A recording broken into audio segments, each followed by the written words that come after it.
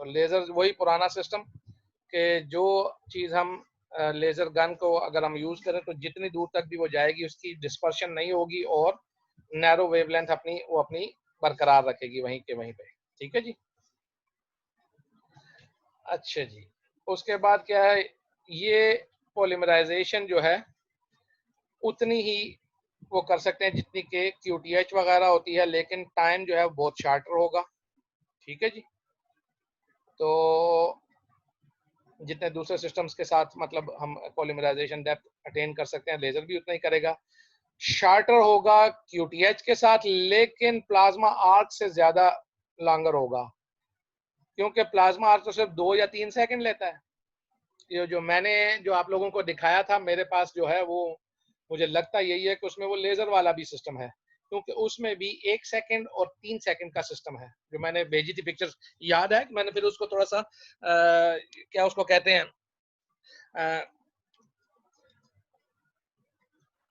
Enlarge करके भी दिखाया था आप लोगों को पिक्चर को कि ये देखें 1 सेकंड और 3 सेकंड वाला ऑप्शन भी है, और उसमें 30 सेकंड तक का 5 मिनट सेकंड का भी ऑप्शन उसमें था, 20 सेकंड तक का। ज़हन में है किसी के कि नहीं? नेपाल, हाँ जी। नेपाल नहीं सर, लड़कियां। तो वही ना, लड़कियों को कह रहा हूँ ना, नेपाल चली गई हैं। अभी वो दिन भी आने वाले हैं उसके। ये तो होगा इस मरतबा, देखो क्या होता है। सर किस चीज के दिन? बेटा मैंने आप लोगों को वो लाइट नेपाल जाने के। यूनिट जो भेजा था, तो उसके ऊपर मैंने आपको एक पिक्चर, बाद में भी पिक्चर भी शायद वीडियो भी भेजी थी कि देखें इसके अंदर ये 2 ऑप्शंस हैं, 1 सेकंड और 3 सेकंड वाला भी क्योरिंग का। यस सर, याद है। हाँ चलिए, बड़ी मेहरबानी जी। सर इनसे जरा पूछे कि क्या याद है। बस वो मुझे भी पता है, उसको भी पता है कि क्या याद है। ये सर पूछे सर। दूध और पानी का पानी हो जाए। हाँ अच्छा जी, बेटा इसको जल्दी जल्दी खत्म करने की कोशिश करते हैं। आज मेरा हिसाब से इसको खत्म करना चाहिए, क्योंकि इसके बाद एक और लंबा चैप्टर है, फिर छोटे छोटे चैप्टर हैं, फिर किस्सा खत्म बस। तो नेक्स्ट इंशाल्लाह आपकी क्लास में फिर कॉलेज में से लूंगा जाके। अच्छा जी, सर क्यों कॉलेज खुल रहे हैं? बस ये तो मुश्किल है कि आज खत्म हो जाए। खैर है, नहीं होगा तो हो जाएगा, लेकिन कोशिश तो करते हैं ना कि जल्दी जल्दी खत्म सर करें। एक्स्ट्रा क्लास ले लेते हैं। हाँ ले लो, आज ले सकते हो। हाँ ये सर ले लेते हैं। तुम लोग ये अभी तो ये दूसरी शुरू हुई है, अभी तीसरी में तुम लोगों के बैठ पे शुरू हो जाएंगे। वहाब खबर कमी का खत्म बशी जी। अच्छा जी, अब क्या होगा जी, सिर्फ लेजर के ऊपर जो था नेशनल और इंटरनेशनल रेगुलेशन में जो सेफ्टी वगैरह के जो है ना वो चीजें आती हैं, वार्निंग्स आती हैं, और ट्रेनिंग चाहिए उस पर्सन की जो कि जिसने लेजर के साथ करना है। इस वजह से लेजर का इसमें इस्तेमाल इतना नहीं है। तो अब हमें वो नहीं पता कि वो हमारा जो सिस्टम है वो लेजर वाला है या नहीं है, क्योंकि मैंने तो लेजर के बारे में किसी किस्म की वो नहीं की हुई। खैर हम उसको यूज भी बहुत कम करते हैं 1 और 3 सेकंड वाले को, लेकिन फिर भी एक चीज तो है, अगर वो लेजर है तो फिर तो इन्होंने जुल्म किया हुआ बगैर उसके देखे, लेकिन मुझे नहीं लगता कि वो लेजर हो। अच्छा जी, अब आते हैं एलईडीज, लाइट इमिटिंग डायोड्स। इसके अंदर वही इनका जो वेवलेंथ का बैंड है वो मैच करता है एब्जॉर्प्शन स्पेक्ट्रम का, किस चीज का, जो हमारे फोटो इनिशिएटर होते हैं। फोटो इनिशिएटर कौन सा होता है? कैम्फोर फिनोन जी। तो एलईडी क्या है जी? ये एक सेमीकंडक्टर है जो कि लाइट को इमिट करती है और नैरो फ्रीक्वेंसी बैंड्स के अंदर। ठीक है जी, जब उसके अंदर से करंट पास करेगा। स्टैंडर्ड डायोड जो है ना फ्लोरीस नहीं करता। फ्लोरीस क्या होती है? अब्दुल्ला अफरीदी की पिक्चर अगर आप लोग देखें तो वहां पे आपको एक लाइट जो है चमकती हुई नजर आ रही है, ये फ्लोरीस है। अब्दुल्ला लगे माइक ये माइक ऑन नहीं करे, बस सिर्फ आप उसकी पिक्चर देखें, खाली जो उसने डाली हुई है पिक्चर उसके ऊपर आप देखें एक लाइट है, ये फ्लोरीस। ये तो कबीर सिंह है सर। है ये तो कबीर सिंह है सर। कबीर सिंह है सर। एलईडी सर ये फिजिक्स में पढ़ा है हमने। सर इसने फर्स्ट ईयर में पढ़ा है। चलो अच्छी बात है, फिर ये बाद में 1 घंटे की क्लास लेके इनको फ्लोरेसेंस और फ्लोरीस बता देना कि क्या होती है। सही है सर। ठीक है। अच्छा जी, तो फ्लोरेसेंस वही थी, वो जो पिक्चर थी, वो पता नहीं किधर इसने गायब कर दी है, क्या किया इसने। अच्छा, तो वो आप इसकी वो पिक्चर के ऊपर वो जो एक लाइट जो है वो फैल रही है, इसको फ्लोरिस कहते हैं या फ्लोरेसेंस कहते हैं। ठीक है जी। तो जब, और ये वैसे नहीं होता, ये किस वक्त होता है, जब इसको हम डोप करते हैं इस डायोड को, किसके साथ, किसी खास मेटल के अंदर। तो लो कंसंट्रेशन, उस मेटल का लो कंसंट्रेशन हो, ज्यादा नहीं। ठीक है जी। तो फिर फ्लोरेसेंस जो होता है वो शुरू हो जाता है। ये हमारे पास एक स्पेक्ट्रम दिए हुए 3।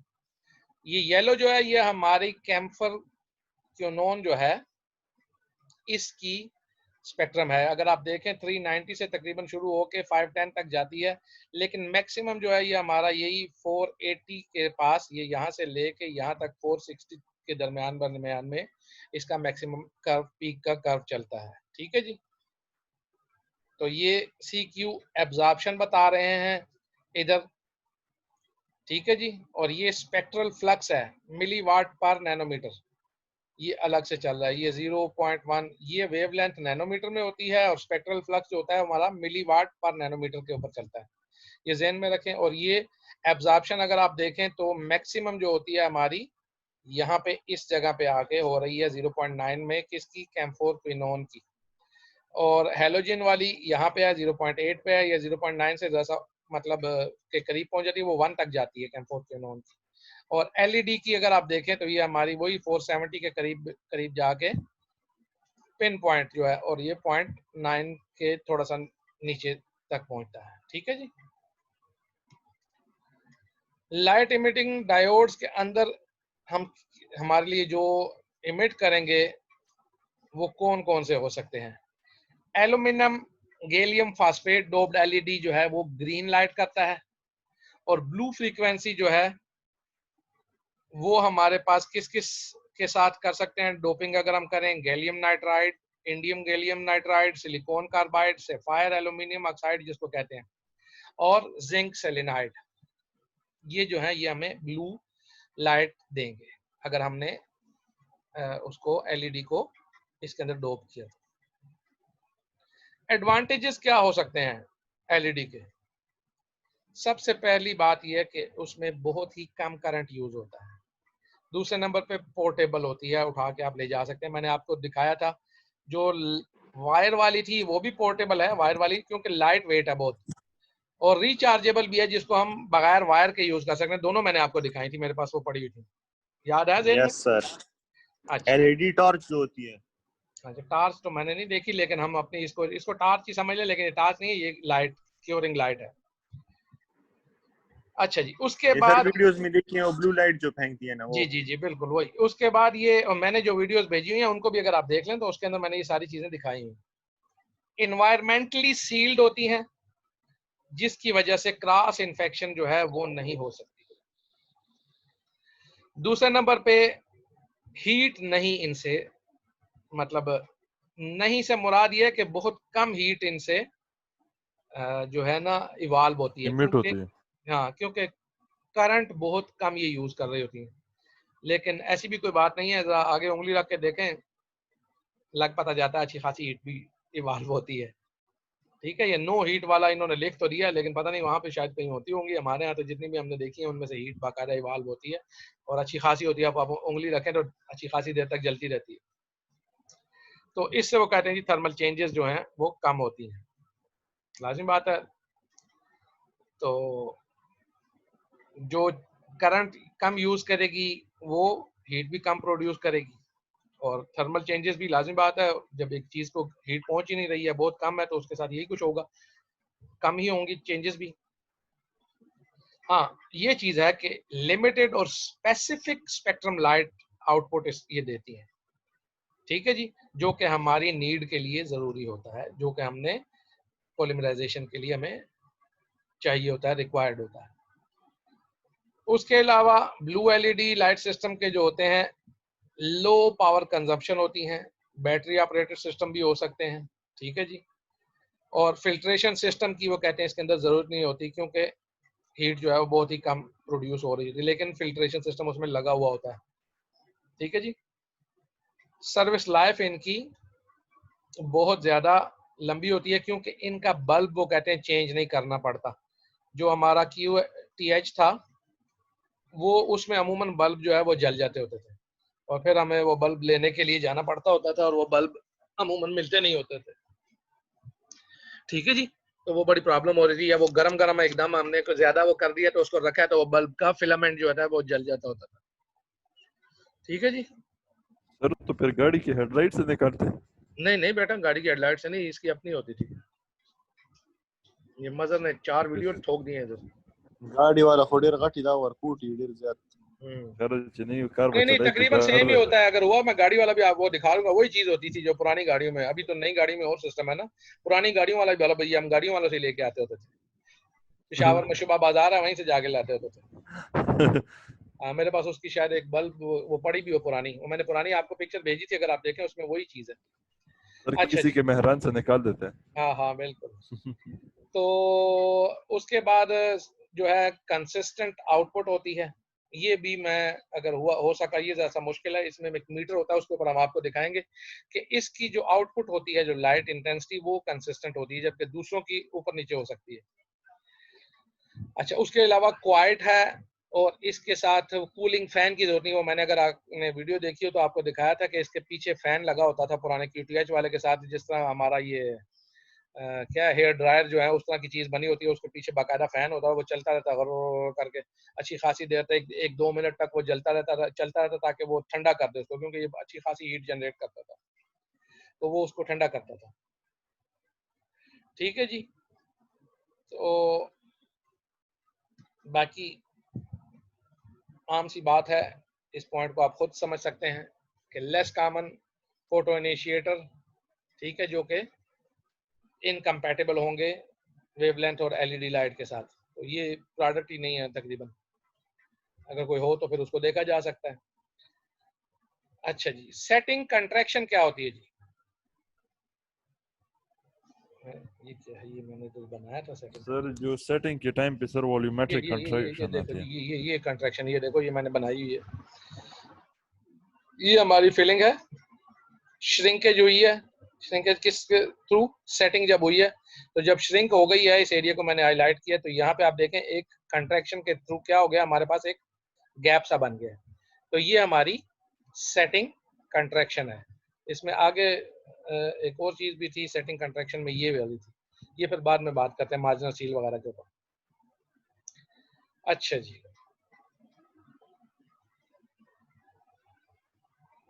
क्वाइट हो गया, कंट्रैक्शन। ठीक है जी। सेटिंग कंट्रैक्शन हमने कहा था कि अनफिल्ड एक्रेलिक रेजिन से बहुत कम है। वहां पे कितनी थी? 21%। यहाँ पे 6% के ऊपर आ गए थे हम, तो उसके मुकाबले में काफी कम हो जाती है। दो फैक्टर्स जो हैं उनको आपने इस रिडक्शन के अंदर याद रखना है। एक तो लार्ज मोनोमर और को मोनोमर यूज कर रहे हैं हम, ठीक है जी, इंक्रीमेंट्स में। ठीक है, जो कि क्या करते हैं, कंसंट्रेशन ऑफ रिएक्टिव ग्रुप्स उसमें रिड्यूस हो जाती है, जिसकी वजह से क्या होता है, कंट्रैक्शन भी कम हो जाएगी, लार्ज मॉलिक्यूल जो। दूसरे नंबर पे फिलर्स हम डाल रहे हैं, ठीक है जी, तो फिलर का तो कोई काम ही नहीं है ना उसके अंदर, सेटिंग रिएक्शन के अंदर। वो आप लोगों की तरह सादा बैठे रहते हैं, बोलता मैं रहता हूँ, पढ़ाता मैं रहता हूँ, तो आप लोग बस फिलर ही हैं, समझे, इस ऑनलाइन लेक्चर में। तो आपका तो कोई काम नहीं है, तो इसलिए किसी किस्म का रिएक्शन नहीं हो पा रहा। समझ आई? सर आपने तो हमें किसी काम का नहीं छोड़ा। बिल्कुल 0 से मल्टीप्लाई कर दिया। चलें जी, अल्लाह खैर करे।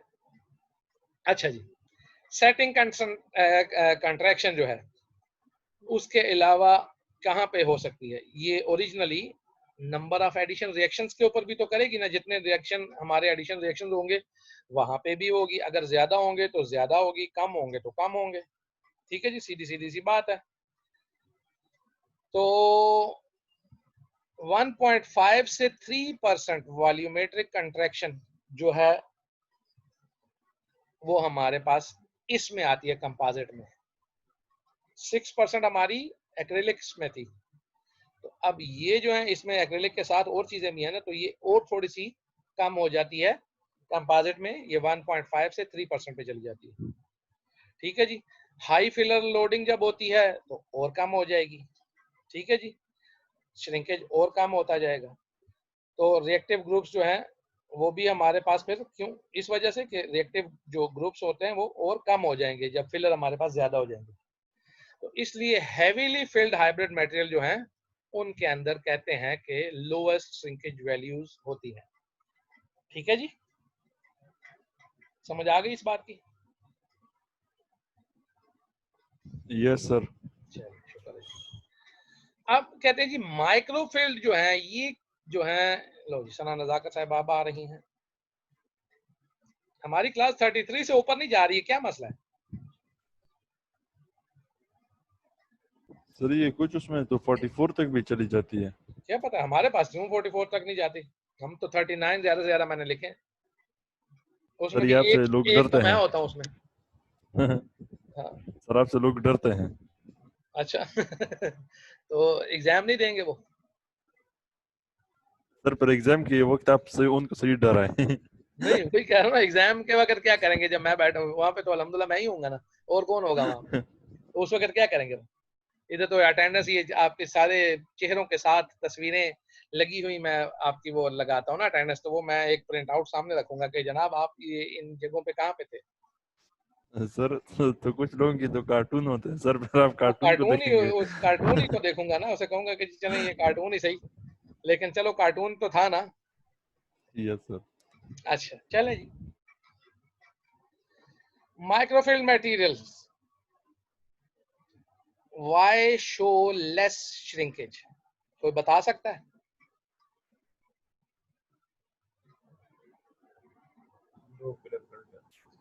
बेटा माइक्रोफिल्म इसमें में हमने फिलर कंटेंट कम होता है। नहीं बेटा, हमने आपको बात की थी कि माइक्रोफिल्म में हम क्या करते हैं कि वो हमने स्लोली पहले उसको क्योर कर लेते हैं, मिक्स करके मटेरियल को क्योर कर लेते हैं, फिर उसके बाद उसको ग्राइंड करके फिर उसको दोबारा डालते हैं। अगर आपके जहन में हो, मैंने पहले इस लेक्चर में ये यस चीज सर वो बता, हाइब्रिड तो आपने नहीं हाइब्रिड नहीं था, वो माइक्रोफील्ड था बेटा। तो उसमें वो माइक्रोफील्ड हो जाता है कि उसके अंदर वो छोटे छोटे पीसेस आ जाते हैं। वो पिक्चर अगर आपके जहन में हो, 3 वाली जो हमने आपको दिखाई थी, यस तो ब्लैक ब्लैक डार्ट वाले जो थे वो उसके अंदर आ जाते हैं। ठीक है ना? तो ये एक कन्वेंशनल था पहला, दूसरा माइक्रोफिल्म था। ठीक है ना? तो माइक्रोफिल्म में हम उसको क्योर करके दोबारा पीस के दोबारा उसके अंदर डाल देते हैं। तो उसमें क्या होता है फिर हमारे पास वो जो हमारा मटेरियल होता है उसके अंदर क्या होगा, इनऑर्गेनिक और रेजन फिलर जो है ये दोनों इकट्ठे हो जाते हैं, जिसकी वजह से अब वो इनऑर्गेनिक फिलर भी मतलब उन्होंने रिएक्शन नहीं करना क्योंकि ऑलरेडी दे हैव रिएक्टेड, और इनऑर्गेनिक ने भी नहीं करना। तो जो हमारे पास टोटल वॉल्यूमेट्रिक प्रोपोर्शनल होगी वो लेस हो जाएगी। ठीक है जी,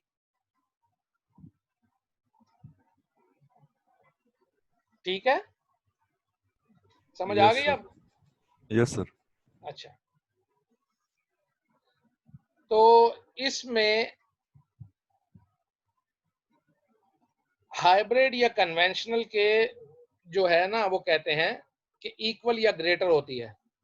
तो इस वजह से जो हमारे माइक्रोफील्ड हैं इनके अंदर श्रिंकेज लो होती है। ठीक है ना जी? नेक्स्ट, अदर फैक्टर क्या होंगे? टाइप ऑफ रेजन जो हम यूज करते हैं। बिस जीएमए हमने बात की थी, तो बिस जीएमए हमारा क्या करता है जी? उसकी कंट्रैक्शन कम होती है, ये हमने कहा था ना, क्योंकि ट्रैकल हमने जो बात की थी बिस जीएमए की होती है। Yes sir. ठीक है ना, सॉरी पहले मैं एक्रेलिक कह गया था। ठीक है, लेकिन है तो वही एक्रेलिक है ना, ग्लाइसिडाइल मेथैक्रिलेट ही है ना। तो बिस जीएमए जो था वो हमारा क्या होता है, थिक होता है। तो उसकी थिकनेस को हमने क्या किया था, रिड्यूस करने के लिए हम उसमें टैग्मा डालते हैं। टैग्मा क्या है, वो डाइल्यूएंट है हमारे पास। ठीक है जी, तो इस वजह से क्या हो जाता है फिर हमारा, जब डाइल्यूएंट हम यूज करते हैं तो इसमें फिर हमारी उसकी क्या होगी, सेटिंग कंट्रैक्शन थोड़ी सी contraction. ज्यादा हो सकती है टैग्मा की वजह से। फिर दूसरे नंबर पे हम ये क्या है, यूडीएमए डालते हैं, यूरेथेन डाइमेथाक्रिलेट। ये फिर हाई मॉलिक्यूलर वेट है इसका, ठीक है जी। तो ये, लेकिन दूसरी तरफ ये फ्लूइड होता है, तो इसके लिए फिर हमें कोई डाइल्यूएंट यूज करने की जरूरत नहीं होती। तो इससे फिर हमारी कंट्रैक्शन जो है उसकी वैल्यू हमें लो आएंगी, ठीक है।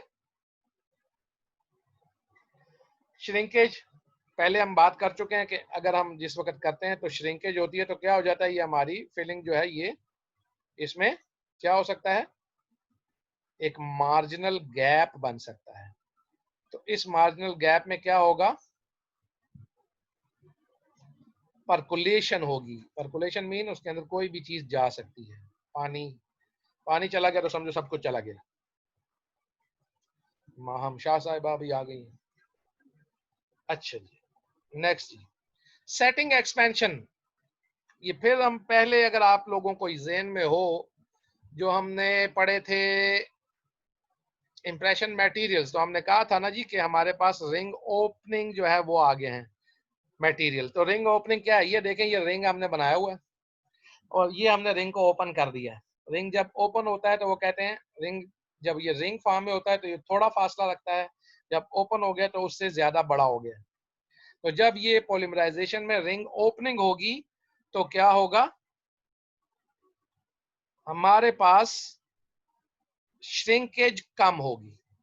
ऑक्सीडेन और साइलोरेन बेस्ड जो हमारे पास मटेरियल्स हैं उसमें ये रिंग ओपनिंग जो होती है ऑक्सीडेन रिंग की, ये क्या होती है, प्रोसेस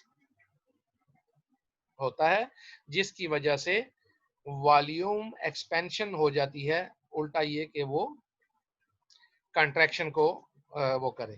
तो ये जो एक्सपेंशन होती है वॉल्यूम की, ये सेटिंग, ये नहीं है कि कंट्रैक्शन नहीं होगी, कंट्रैक्शन अपनी जगह पे होगी, लेकिन ये थोड़ी सी एक्सपेंशन हो जाएगी जो उस कंट्रैक्शन को एलिमिनेट करेगी, ठीक है जी, समझ आ गई। Yes sir. अच्छा, अब ये मार्जिनल सील की बात करते हैं। मार्जिनल देखें, ये यहाँ पे ये मार्जिनली सील्ड है मुकम्मल, ये वाली फीलिंग अगर आपके ज़हन में आ रही है, नजर आ रही है, सॉरी आपको, तो ये मार्जिनल सील जो है ये डिसइंटीग्रेट हो गए जो ही ये श्रिंक हुआ था, ठीक है, पॉलीमराइजेशन के साथ। तो ये हमने यहाँ पे करने की कोशिश की है। ये वाला जो मटेरियल ये हमारा ओरिजिनल मटेरियल था, तो जब हमने इसको, और ये उसकी वॉल्स हैं, ये वाली ब्लू जो डार्क ब्लू है, तो जब हमने इसको वो किया है, अपना पॉलीमराइज किया है, तो ये वाली, ये ब्लू वाली हमारे पास मटेरियल बन गया। तो ये इतना गैप आ गया है। तो इस गैप में क्या हुआ, यहाँ पे जो जो हमारे पास एडहेसिव बॉन्ड लगा हुआ था वो सारे का सारा क्या हुआ, वो रप्चर हो जाता है, ठीक है जी। तो ये जो है अमाउंट ऑफ वॉल्यूमेट्रिक कंट्रैक्शन जो है ये हमारी बल्क ऑफ मटेरियल यूज्ड के ऊपर डिपेंड करती है, ठीक है जी, जो कि हमें कैविटी साइज और क्लिनिकल टेक्निक के थ्रू हम उसको ओवरकम कर सकते हैं। ओवरकम कैसे कर सकते हैं, कैविटी साइज हम जितना भी बनाएंगे वो कम से कम छोटे से छोटा रखें, और क्लिनिकल टेक्निक के प्लेसमेंट ऑफ मटेरियल हम इंक्रीमेंट्स में करें उसमें, ठीक है जी। इंक्रीमेंटेशन। अच्छा, now how to deal with shrinkage. इसमें लेयरिंग टेक्निक, ठीक है जी, लाइक एक्टिवेटेड मटेरियल में हम यूज कर सकते हैं, सेल्फ क्योर की तो जरूरत ही नहीं होती हमें लेयरिंग वगैरह की, ठीक है जी। अगर कर लें तो अच्छी बात है, लेकिन उसमें टाइम बहुत ज्यादा लगेगा। खैर इसमें भी तो लगता है, लेकिन उसमें मिक्सिंग का होता है ना, इसमें मिक्सिंग नहीं होती। तो लाइट एक्टिवेटेड मटेरियल में हम लेयरिंग टेक्निक, लेयरिंग से मुराद एक लेयर, वही इंक्रीमेंट्स में एक लेयर, दूसरी लेयर, तीसरी लेयर, इस तरह से करते हैं। तो इसमें थोड़ा सा जब टाइम गुजरता है तो थोड़ी सी एक्सपेंशन भी हो जाती है एब्जॉर्प्शन ऑफ वाटर की वजह से, ठीक है जी। तो इसमें क्या होता है, ये ऑफसेट कर देगी आपके जो हमारी जो श्रिंकेज है, तो उसको ऑफसेट कर देगी। ऑफसेट से मुराद के उसको ओवरकम कर देगी। तो ये अगर वो एक्सपेंशन हो जाती है इसका मतलब वो थोड़ा सा मटेरियल फूल जाएगा और वो गैप जो है वो बंद हो जाएगा। ठीक है जी, क्योंकि पानी एब्जॉर्ब करता है लाइट क्योर मटेरियल। अच्छा जी, अब जब ये चीजें होती हैं तो यहाँ पे थोड़ी सी प्रॉब्लम भी हमें आ सकती है, स्ट्रेसेस भी आ सकती हैं। रेजिडुअल कस्प पोस्टीरियर टीथ में, स्पेशली लार्ज क्लास 2 कैविटीज में, अब ये चीजें आप लोगों को मैंने पहले सिखाई हुई हैं, अब इसके बारे में बात करने की कोई मेरे ख्याल से खास जरूरत नहीं रहती। तो इसमें अगर ये लार्ज इसमें आ जाती है हमारे पास पोस्टीरियर टीथ में, क्लास 2 कैविटी हो, कस्प हो, और हम उसको कंपोजिट मटेरियल के साथ रिस्टोर कर रहे हैं, तो पुलिंग इन हो जाएगी किस चीज की, कस्प की। कस्प को वो खींच के अपने पास ले आएगा। ठीक है ना जी, और उसकी वजह से क्या होगा, फिर पोस्ट ऑपरेटिव पेन शुरू हो जाएगा।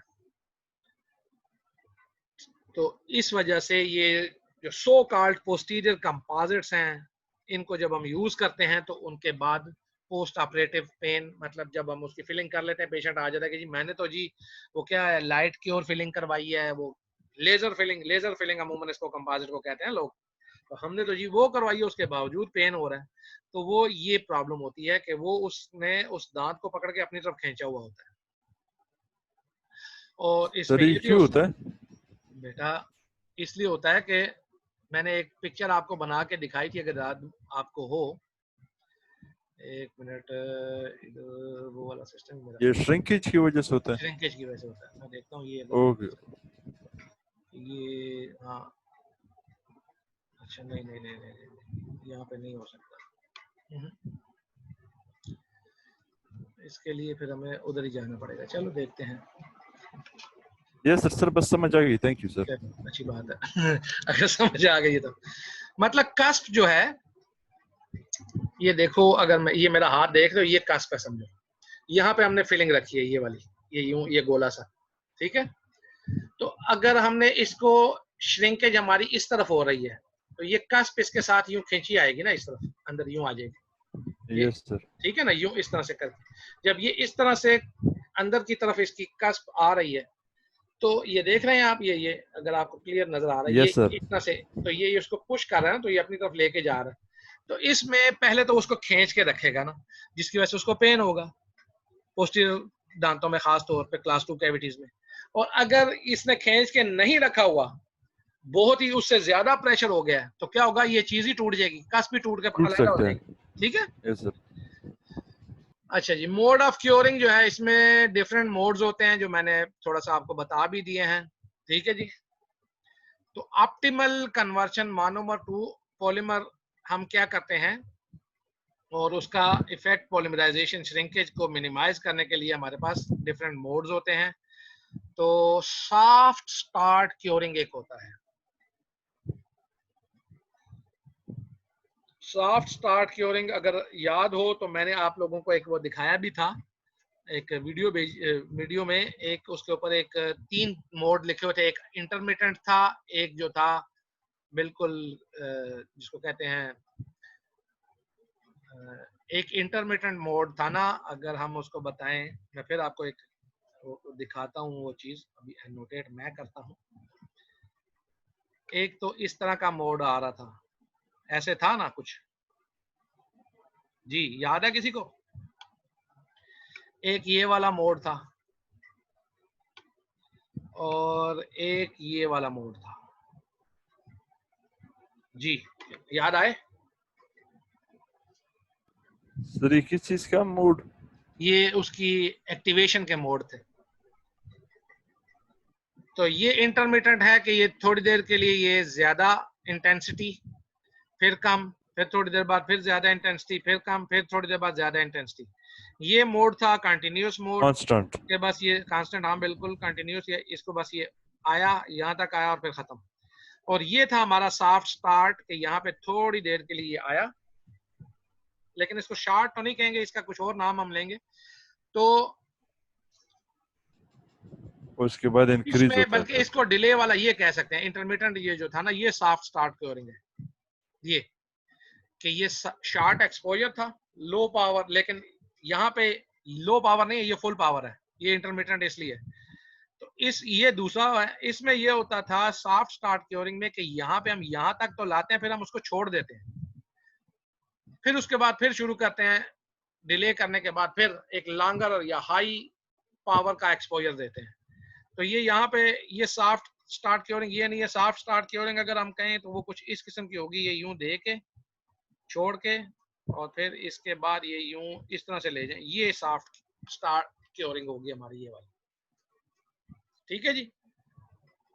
तो ये डिफरेंट मोड्स हैं जिसमें ये सॉफ्ट स्टार्ट क्योरिंग थी। अच्छा जी, अभी भी हमारे पास लोग जो हैं 32 हैं। तो aim of short start curing क्या होंगे हमारे? अर्ली पॉलीमराइजेशन फेज जो होगा उसको हम स्लोली इंगेज करेंगे कि पहला फेज हमारे पास आ जाए, फिर उसके बाद क्या होगा, श्रिंकेज स्ट्रेसेस जो हैं वो सारी की सारी उसमें जो है ना, क्या उसको कहेंगे, डिसिपेट हो जाएं मटेरियल के अंदर। श्रिंकेज की जो स्ट्रेसेस हैं सारे मटेरियल में, सॉफ्ट स्टार्ट में ये होगा। ठीक है जी। इसके अलावा टेम्परेचर राइज जो है वो भी हमारा ये कम करेगा, और रिएक्शन टाइम जो है वो हमारा लंबा हो जाएगा। इसमें ये चीज हो सकती है। अच्छा, लेकिन एक और चीज भी है कि एविडेंस कोई नहीं है या बहुत थोड़ा एविडेंस है कि इससे कोई फायदा भी होता है या नहीं होता। और ये चीजें आप बहुत ज्यादा पढ़ेंगे मेडिकल फील्ड में कि बहुत सी चीजें ऐसी होती हैं जिनके बारे में आखिर में वो लिख देते हैं कि जी एविडेंस कोई नहीं है इसका कि आया ऐसा होता भी है या नहीं। ये रिंग ओपनिंग जो है इसके बारे में भी यही है।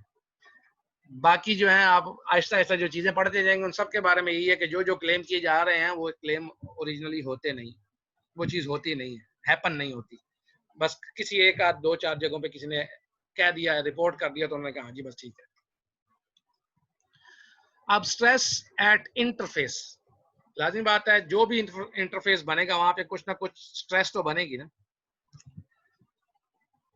तो कैविटी कॉन्फ़िगरेशन एक चीज होती है, उसके थ्रू वो कहते हैं रेजन बेस्ड फिलिंग मटेरियल में श्रिंकेज को कंपनसेट किया जा सकता है।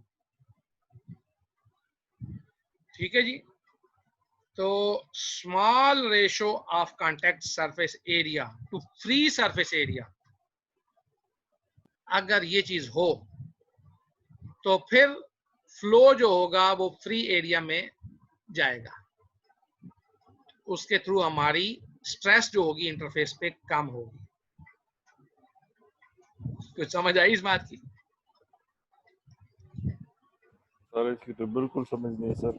सर के चलिए ऊपर से ये गुजर आगे गया। अभी थोड़ा आगे जाके आपको और अच्छे तरीके से पता चलेगा। अगर फ्री सरफेस एरिया थोड़ा हो और मटेरियल जो है उसमें फ्लो थोड़ा हो, तो स्ट्रेस जो होगी क्या होगी इंटरफेस के ऊपर, बहुत ज्यादा होगी। इस बात की समझ आ रही ज्यादा होगी। है? यस सर, ज्यादा होगी, तो ज्यादा होगी। फिर अगर इस चीज की समझ आई है तो फिर small ratio of contact surface अगर एरिया हो टू फ्री सरफेस एरिया, तो फिर फ्लो क्या होगा, वो फ्री एरिया की तरफ जाएगा ना। तो इसमें फिर स्ट्रेस जो होगी वो मिनिमम हो जाएगी। ये उसका उलट है। अब क्लियर हो गई बात? यस सर, कुछ हद तक दिमाग काम कर रहा है। हाँ, देखो ना कि फ्री सरफेस एरिया हमारे पास थोड़ा हो और मटेरियल भी थोड़ा फ्लो करे तो स्ट्रेस कम होगी इंटरफेस के ऊपर। और अगर कांटेक्ट जो है सरफेस जो है वो हमारा स्मॉल रेशो हो टू सरफेस एरिया, ठीक है, और फ्लो जो है वो फ्री एरिया की तरफ ज्यादा कर जाए, ठीक है ना, तो फिर क्या होगा? फिर हाई स्ट्रेस होगा। नहीं, फिर लो होगी, स्ट्रेस जो होगी मिनिमम हो जाएगी ना। जब फ्लो कम होगा तो लार्ज स्ट्रेस पहले हो चुकी है ना, ये तो हम ऊपर वाले की बात करके स्मॉल रेशियो जो है कांटेक्ट की। चलें इसको हम आगे देखते हैं। ये ratio of bonded to free area जो है, इसको हम सी फैक्टर भी कहते हैं। तो ये interfacial stresses caused by shrinkage को प्रेडिक्ट करता है, और सी फैक्टर या कॉन्फ़िगरेशन फैक्टर इसको कहते हैं। और सी फैक्टर इधर हम ये यहां पे हम देखते हैं, ratio of bonded to unbonded area. अब यहाँ पे ये हमारा रेस्टोरेशन है और ये बॉन्डेड टू अनबॉन्डेड। तो इसमें बॉन्डेड सरफेस हमारी क्या है, इसमें ए में कितनी है, इसमें कोई बॉन्डेड सरफेस तो नहीं है, जीरो बिल्कुल है, फ्री है, जीरो।